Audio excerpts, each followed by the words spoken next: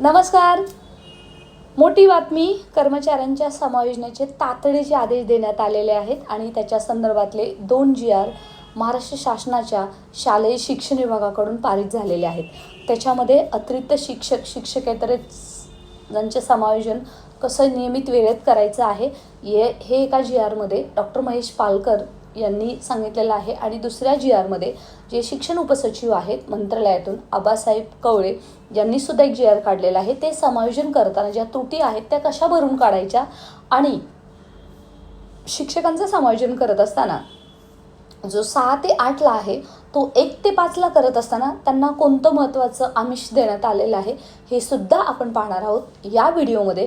आणि याचा एकंदरीतच शिक्षक भरतीवरती कसा परिणाम होणार आहे हे सुद्धा आपण जाणून घेणार आहोत. अशाच ऑथेंटिक माहितीसाठी जर तुम्ही अतिरिक्त शिक्षक असाल, शिक्षकेतर कर्मचारी असाल किंवा IIT अभियोग्यताधारक असाल, शिक्षक भरतीची वाट पाहत असाल तर चॅनलला सबस्क्राईब करून नोटिफिकेशन ऑन करायचं आहे. आपलं व्हॉट्सअप टेलिग्राम जॉईन करा. या व्हिडिओच्या डिस्क्रिप्शन बॉक्समध्ये लिंक आहे. कर्मचाऱ्यांच्या समायोजनाचे तातडीचे आदेश दिलेले आहेत आणि संच मान्यता पूर्ण न झाल्यास अक्षरशः वेतनच थांबवलं जाणार आहे अशा पद्धतीचे डायरेक्ट आदेश डॉक्टर महेश पालकर यांनी दिलेले आहेत. जे माध्यमिक व उच्च माध्यमिक शिक्षण संचालक आहेत आणि त्यांनी शिक्षणाधिकारी, गट शिक्षणाधिकारी, केंद्र प्रमुख आणि शाळा स्तरावरील लॉग इनमध्ये जे काही कार्यरत पदं आहेत व माध्यमानुसार, अनुदान प्रकारानुसार, वर्ग असेल, शाखा असेल इत्यादी माहिती योग्यरित्या नमूद नसल्यामुळे अनेक शाळांची जवळपास 16,600 शाळांची संच मान्यता पूर्ण नसल्याचं निदर्शनास आणून दिलेलं आहे. आणि पुन्हा एकदा सांगितलेलं आहे की कार्यवाही तातडीने पूर्ण करण्याचे निर्देश दिलेले आहेत. जर कार्यवाही पूर्ण केली नाही तर शालार्थ IDद्वारे जो पगार निघतो तिथून पगारच काढला जाणार आहे अशा पद्धतीचे आदेश डॉक्टर महेश पालकर यांनी या पत्रकाच्या माध्यमातून दिलेले आहेत. आपण हे पत्र पाहतोय 18 मार्चचं. त्याच्यामध्ये अतिरिक्त शिक्षकांच्या समायोजनाबद्दलच्या क्लिअर कट गाईडलाईन दिलेल्या आहेत आणि त्या गाईडलाईननुसार सर्वच जे विभागीय शिक्षण उपसंचालक सर्व आहेत, शिक्षणाधिकारी माध्यमिक, प्राथमिक, जिल्हा परिषद सर्व आहेत, शिक्षण निरीक्षक पश्चिम, दक्षिण, उत्तर, बृहन्मुंबई या सर्वांनाच अशा पद्धतीचे कडक आदेश देण्यात आलेले आहेत. आणि त्याच्या संदर्भातली महत्त्वाची न्यूजसुद्धा आपण पाहतोय आणि याच्यामध्ये त्यांनी सांगितलेलं आहे की संच मान्यता करत असताना जर योग्य वेळेमध्ये पूर्ण केली नाही तर मात्र तातडीने शालार्थ प्रणालीतून वेतन जे अदा होत होते, भत्ते अदा होत होते ते सुद्धा बंद करण्यात येणार आहेत. आणि ती अतिशय गुड न्यूज आहे, महत्त्वाची शिक्षक भरतीसाठी. कारण पवित्र पोर्टल शिक्षक भरतीला याच कारणामुळे गती येणार आहे. आणि जवळपास जर अनेक शाळांची संच मान्यता झाली नसल्यामुळे हा निर्णय घेतल्यामुळे तो योग्यच निर्णय आहे, त्याच्याबद्दल कोणतीही दुमत नाही. परंतु सध्या संच मान्यता कशामुळे रोखली हे समजून घेणं गरजेचं आहे. संच मान्यता करत असताना जे अतिरिक्त शिक्षकेतर कर्मचारी झालेले आहेत 15 मार्च 2024च्या शासन निर्णयानुसार त्यांना दुसऱ्या जिल्ह्यातही त्यांच्या प्रवर्गाच्या जागा नाही आहेत. म्हणूनच या स्तरावरती, याच धर्तीवरती दुसरं एक आपण लेटर पाहत आहोत. ते शालेय शिक्षण व क्रीडा विभाग यांच्या पत्रातून आलेलं आहे. ते सुद्धा 18 मार्च 2026चं आहे आणि त्यांनी सांगितलेलं आहे की अतिरिक्त किंवा संच मान्यतेच्या ज्या तरतुदी आहेत 15 मार्च 2024च्या नुसार शिक्षकांच्या समायोजनानुसार जी आयोजित बैठक केली होती त्यानुसार हे जे पूर्ण आहेत ना त्यांना सर्वांना पुन्हा एकदा आदेश देण्यात आलेले आहेत.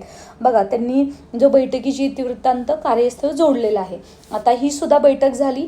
ती बैठक झालेली आहे 18 मार्चला. हे पत्रक आल्याबरोबर तातडीची बैठक झालेली आहे शालेय शिक्षण क्रीडा विभागाची. आणि ते ज्याच्यामध्ये त्रुटी आहेत म्हणजे समायोजन लवकर का झालं नाही आहे 1600 शाळांचं हे जेव्हा लक्षात आलं तेव्हा मग त्यांनी तातडीची बैठक घेऊन त्याच दिवशी त्याच्यावरती तोडगा काढण्याचा प्रयत्न केलेला आहे. आता तोडगा काय काढलेला आहे आणि शिक्षक भरतीवरती काय परिणाम होतो ते पाहणं गरजेचं आहे. मित्रांनो, लाईक करायला विसरायचं नाही आहे. मित्रांनो, आत्ता आपण त्याच्यासोबत हे पत्रक जोडलेलं आहे, तो निर्णय आपण पाहतोय. याच्यामध्ये त्यांनी क्लिअर कट सांगितलेला आहे की बघा, जो पहिला जो निर्णय देण्यात आलेला आहे त्याच्यामध्ये त्यांनी क्लिअर कट सांगितलेलं आहे की स्थानिक स्वराज्य संस्थांच्या प्राथमिक शाळांमधील 1 ते 5वीच्या गटासाठी रिक्त पदावर त्याच जिल्ह्यातील अतिरिक्त ठरलेल्या 6वी ते 8वी गटातील शिक्षकांचे शासन निर्णय 15 मार्च 2024 तरतुदीनुसार समायोजन करण्यात यावे. अशी कार्यवाही करताना शिक्षकांच्या मूळ पदावरील वेतनास संरक्षण राहील. म्हणजे थोडक्यातच काय, शिक्षकांचं समायोजन करताना जे 6वी ते 8वीसाठी अतिरिक्त झालेले आहेत त्यांचं खालच्या वर्गासाठी समायोजन करायला सांगितलेलं आहे. म्हणजे आपल्या भाषेमध्ये त्यांचं डिमोशन करायला सांगितलेलं आहे, प्रमोशन नव्हे. तरीसुद्धा हे डिमोशन जरी असलं तरीसुद्धा ती चांगली बाब असणार आहे अशा शिक्षकांसाठी, शिक्षकेतर कर्मचाऱ्यांसाठी जे अतिरिक्त होत आहेत. कारण त्यांना इथं वेतन संरक्षणही दिलेलं आहे. ते खालच्या वर्गासाठी शिकवणार आहेत म्हणून त्यांचं वेतन कमी केलं जाणार नाही. आणि जे शिक्षक ज्या जिल्ह्यामध्ये आहेत, ज्या प्रवर्गाचे आहेत, त्यांच्यासाठी त्या प्रवर्गाची जागा 1 ते 5साठी अवेलेबल आहे. त्यामुळे तिथं त्यांचं समायोजन किंवा डिमोशन आपण त्याला बोलूया ते सुद्धा होणार आहे. परंतु वेतन संरक्षण राहणार आहे. त्यामुळे शिक्षकांचा इथं प्रश्नच नाही आहे. ते खुशी हे समायोजन स्वीकारतीलच. आता जो दुसरा महत्त्वाचा मुद्दा आहे त्याच्यामध्ये त्यांनी दिलेला आहे बघा, शासन निर्णय दिनांक 15/3/2024 तरतुदीनुसार ज्या माध्यमिक शाळांमध्ये बघा, आता दुसरा जो काही मुद्दा दिलेला आहे त्यांनी उर्दू माध्यमाच्या भरतीबद्दल त्यांनी सांगितलेलं आहे. जिथं उर्दू किंवा मराठी माध्यमचे जे काही शिक्षक आहेत त्यांचं समायोजन करत असताना अतिरिक्त झालेले आहेत, त्यांचं समायोजन करत असताना 6 ते 8चं ते माध्यम 1 ते 5चं विचारात घ्यायचं आहे आणि तिथं त्यांचं समायोजन करायचं आहे. म्हणजे थोडक्यातच काय, 1 ते 5साठी जी पदं येणार होती त्यांचा असा फटका बसणार आहे. शिक्षक भरती 2025 TIT दिलेली आहे त्यांच्यासाठी. सोबतच बघा, तिसरा अजून एक महत्त्वाचा मुद्दा आहे त्याच्यामध्ये त्यांनी दिलेला आहे, ज्या माध्यमिक शाळामध्ये 9 ते 10 गटाकरता शिक्षक अणदेय होतात अशा शाळांपासून 5 किलोमीटरपेक्षा अधिक अंतरावरील त्याच माध्यमाची माध्यमिक शाळा उपलब्ध आहे. परंतु त्या परिसरात माध्यमिक शाळात 9 ते 10वी गटाकरता 0 पदे मंजूर होणाऱ्या शाळांमध्ये 9वी ते 10वीच्या गटामध्ये संच मान्यता वर्ष 2025-26 दोन्ही वर्गाची एकत्रित पटसंख्या 30 असल्यास 3 शिक्षक अनुदेय करण्यात यावे. हा सुद्धा चांगला निर्णय घेण्यात आलेला आहे. कारण जर जवळपास ज्या काही माध्यमिक शाळा आहेत तिथं जर ते पदच रिकामं नसेल किंवा त्यांना अतिरिक्त करण्यासाठी सुद्धा तरीसुद्धा त्यांना त्याच वर्गावरती म्हणजे त्याच वर्गाची पटसंख्या जर एकत्रित 9 ते 10वीच्या गटासाठी सोबत 25-26साठी किंवा गेल्या वर्षीच्या 30 असल्या 3 पदं देण्यात येणार आहे. त्यामुळे इथं सुद्धा अतिरिक्त होणार नाही. पण चौथा मुद्दा शिक्षक भरतीवरती परिणामकारक आहे, तो लक्षात घ्या. वरीलप्रमाणे सन 2025-26 संचमान्यतेमधील उपरोक्त सवलत शैक्षणिक वर्ष 2026-27 विद्यार्थी संख्या वाढवण्यासाठी प्रोत्साहन म्हणून केवळ 1 वर्षासाठी देण्यात येत आहे. लक्षात घ्या, विद्यार्थी संख्या वाढावी, शिक्षकांनी प्रामाणिकपणे काम करावं याच्यासाठी ही सवलत देण्यात आलेली आहे. 9वी ते 10वीचे शिक्षक हे अतिरिक्त होणार नाहीत, हेही असं आपल्या लक्षात येते. परंतु त्या दृष्टीने प्रयत्न करणे आवश्यक आहे. उपरोक्त सवलती कार्यरत शिक्षकांसाठीच मर्यादित असेल. सदर पदे नवीन भरती भरण्यासाठी देण्यात येणार नाही किंवा नवीन भरतीसाठी देण्यात येऊ नयेत अशा प्रकारचे आदेश या पत्रकाद्वारे देण्यात आलेले आहेत. म्हणजे थोडक्यातच काय, हे जे 9वी ते 10वीला जे काही एक्झेम्पशन दिलेलं आहे संच मान्यतेच्या निर्णयानुसार, जेव्हा 30 जरी पटसंख्या असेल तरी आम्ही 3 शिक्षक देऊ या वर्षीचे किंवा गेल्या वर्षीचे दोन्ही वर्गाचे मिळून सुद्धा. परंतु तिथं जरी त्यांना धक्का लावला असला तरीसुद्धा सध्या तिथं पटसंख्या वाढवणं हे शिक्षकांच्या पुढे मोठं आव्हान आहे.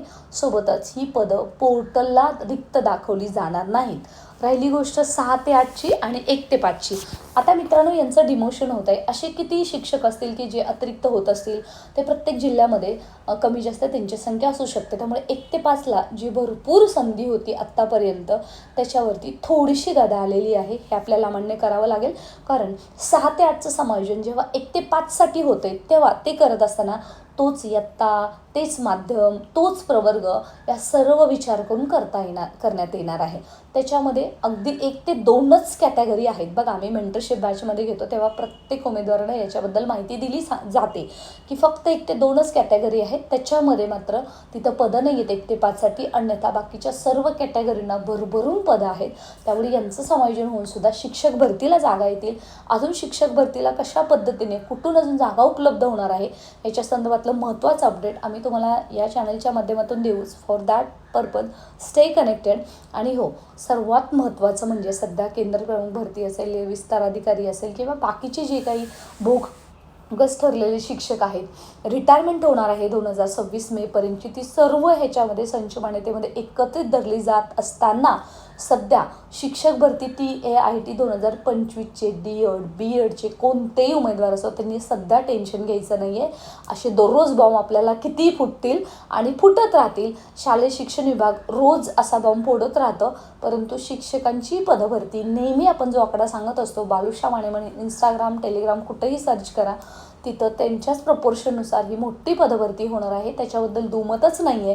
परंतु ज्याच्यावरती क्लेम होता त्याच्यापासून थोडंसं दूर जाणारे उमेदवारसुद्धा तुम्हाला दिसतील आणि थोडा मोठा फटका सध्या शिक्षक भरतीला जसा होतोय तसा त्या उद्या शिक्षकांनासुद्धा होत आहे. जरी आता त्यांना वेतन संरक्षण जे अतिरिक्त झालेले आहेत त्यांना जरी मिळत असलं तरीसुद्धा ते वेतन संरक्षण पुढे नंतर प्रमोशनसाठी कसं ग्राह्य धरलं जाणार आहे याच्याबद्दलची कोणतीही गायडन्स नाही आहे. थोडक्यातच काय, एका वर्षासाठी म्हणजे पुन्हा 6 ते 8ची पटसंख्या वाढली तर त्या शिक्षकांचं पुन्हा एकदा प्रमोशन 6 ते 8ला करण्यात येणार आहे.